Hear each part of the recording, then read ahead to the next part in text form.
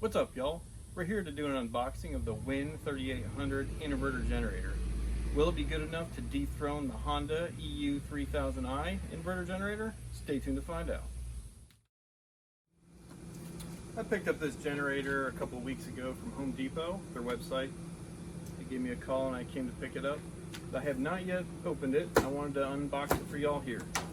In case you're wondering, this is a Benchmade knife.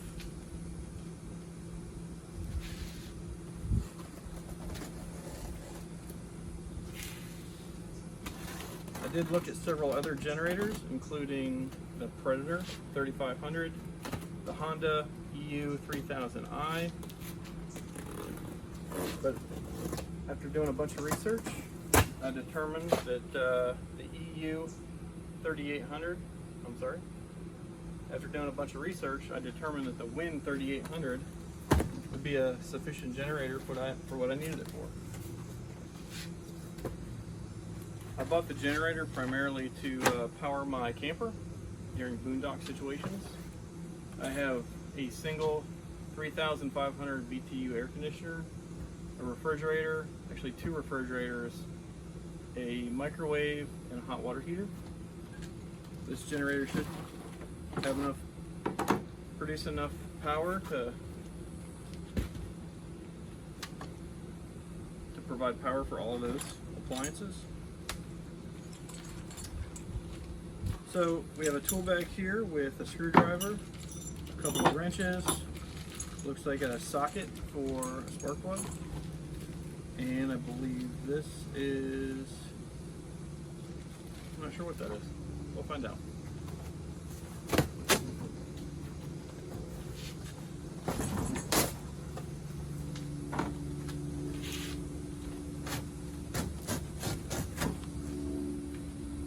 For those who are unsure, the quickest way to dull a knife is definitely by cutting cardboard. Luckily, Benchmade has a lifetime resharpening policy.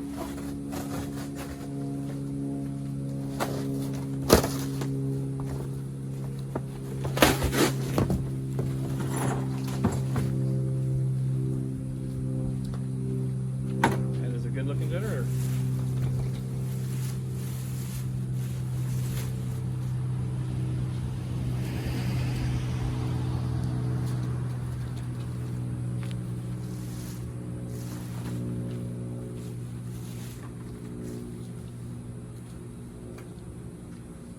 So there it is, for those of you who haven't seen it. It's not very big.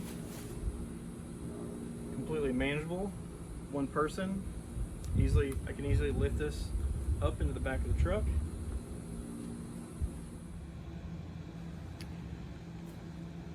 What I like about the Win 3800 is that the 30 amp plug is already set up for an RV versus a Predator, which requires an adapter.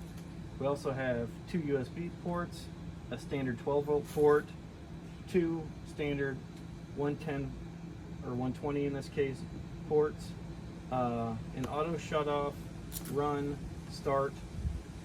It is an electric start generator, producing a max of 3,800 watts or 3,400 continuously running watts. One cool feature about inverter generators is that you can connect two of them together to double your wattage. This is a 3,800 watt generator, so by connecting two of them together, I should be able to get 7,600 watts or 6,800 continuously running watts. This is a great situation for me because I live in Florida and with hurricane season, that means I can connect two of these together to my house so I can power my AC unit, my well, my hot water heater, things like that. And then I can take one of them on the road, power my RV. I do currently have a portable generator that's big enough to power my home, but it's extremely loud. Having two quiet inverter generators is going to be ideal. Once you remove the battery access door with either a flathead screwdriver that's not included or a quarter or some other coin as suggested by the manual, you get access to the battery, I assume this is the negative battery cable. There's this sort of like rubber strap that comes around the battery. It wasn't clear at first how to disconnect it, but you can actually, it just kind of comes over and then clips on, so just you can pull that off. So now that that's off, you should be able to pull the battery out. And it is connected to a positive terminal here, and we do need to make a connection on the negative battery terminal here. This is a Phillips head, so we can use the included screwdriver to make this connection. Hopefully without any surprises.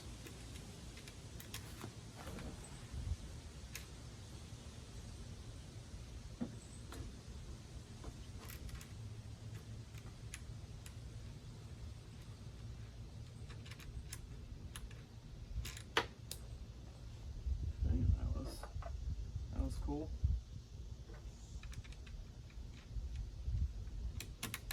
Let's see if we can make this connection. Should be pretty straightforward. It's nice to include a Phillips head screwdriver. That works out. Clean this connection up a little bit here. There we go. Good. Make this good and snug. And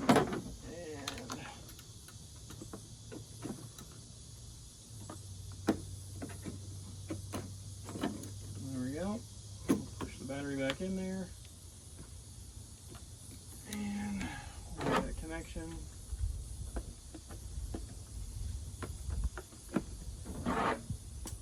And we'll lock it. Alright, great. So the next step is to ground the generator. I think we're okay to not do that here. I'm gonna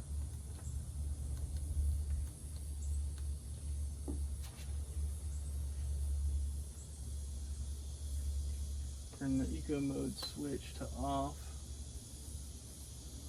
So it's already in the off position. We're going to turn the dial to the start position. Press the button to start. So we're going to go ahead and do that. Okay, so that was our first little attempt. Let's try again. Straight right up. How about that? Now I'm going to move to the run position.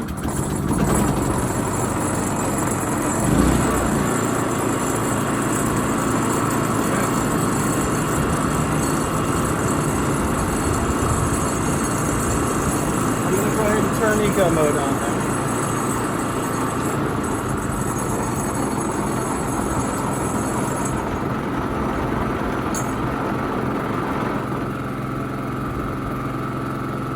So, once I removed all the rattling things from the table, this is a pretty quiet generator. I think it's rated at about 57 or 58 dB. I'm standing next to it, talking at a pretty normal volume. Enough for a conversation. I'm going to go ahead and turn off eco mode so we can hear the difference. So again, I think I'm talking at about the same volume. I think I could have a conversation with somebody. It's of course louder, but not overwhelming for sure.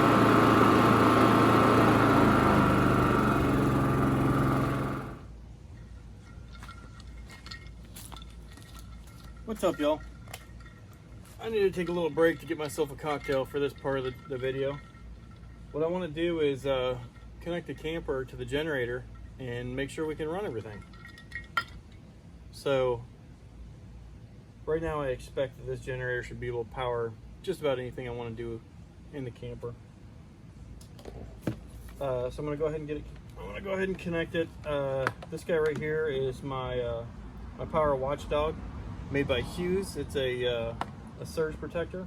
It actively monitors the current that comes from your power source and make sure it's safe for your camper. So I'm not sponsored by these guys, but I can't recommend them enough. So I'm going to go ahead and turn the generator back on. So eco mode off, down to the start position. Oh. Didn't need the choke that time. Okay. So we're going to go ahead and plug her in.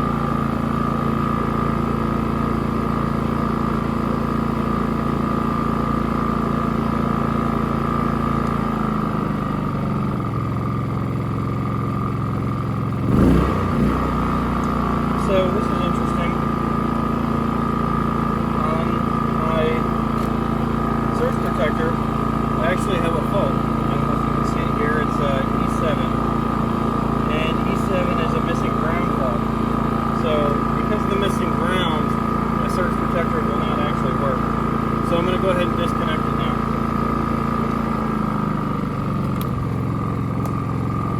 And then I'm going to go ahead and connect the generator to the camper directly. Okay, we're still in eco mode. We're low on fuel. We're in a running state.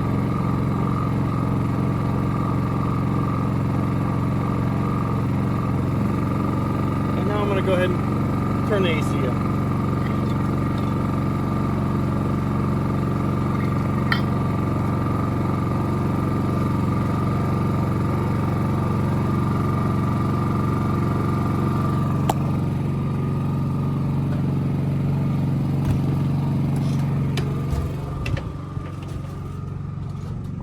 Welcome to our camper.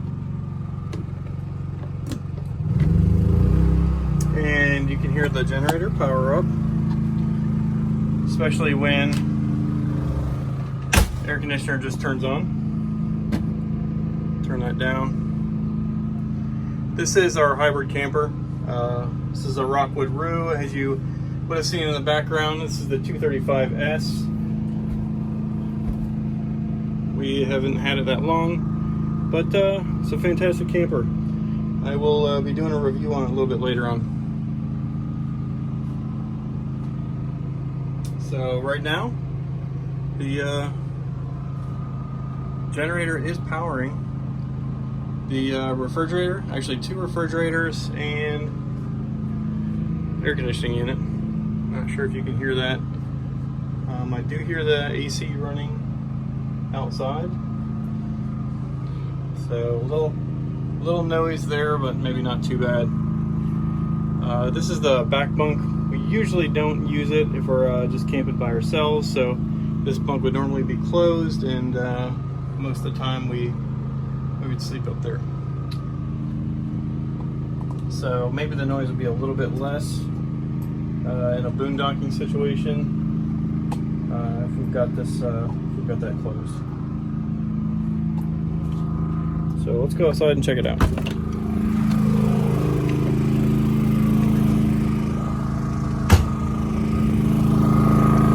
Here's the generator running.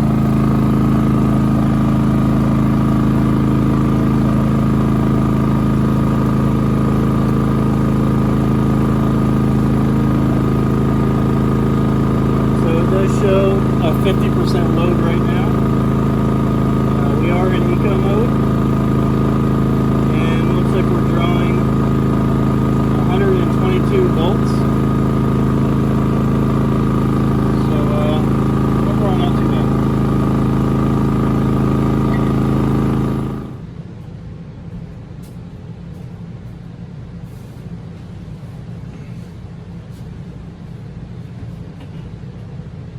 Okay, so final thoughts on my first impression of the Win 3800 inverter generator. So right now I've got the camper completely powered, the hot water heater's turned on, 2 refrigerators are turned on, the refrigerator inside and the refrigerator in the outside kitchen, as well as the hot water heater, and the generator is running more or less at 100%. It's probably at its maximum noise level right now. So I think that's something to consider. I were actually boondocking and not in my driveway at my house, I would probably use propane to heat hot water, and I could keep my energy consumption lower, at least my 120 volt energy consumption. One other point of consideration is that my highly recommended surge protector made by Hughes is ineffective on the generator because the generator is not properly grounded. So I'll have to look for a solution for that, because I would like to continue to use the surge protector, although it's probably less important than it would be at a campground.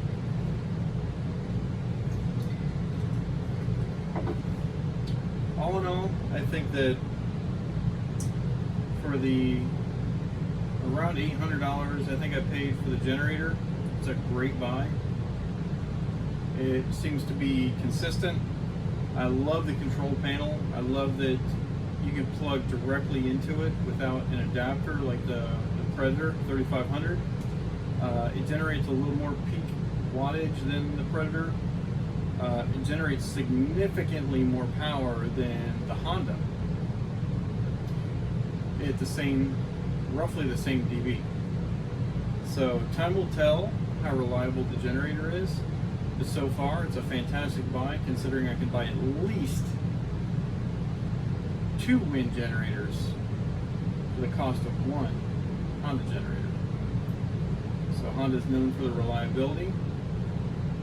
I'm sure that it'll last forever, but at that rate, I'm going to recommend the wind.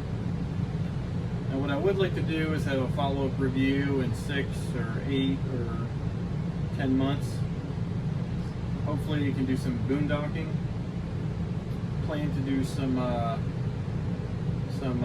camping at UCF football game. Go Knights. So hopefully by then we'll get a lot of hours clocked on the generator, and I can report back on how she's performing. If you like this video, do me a favor. Like, comment, subscribe to the channel. Please leave some comments below. Any questions you have, I'll do my best to answer them. But thanks for watching. See you in the future.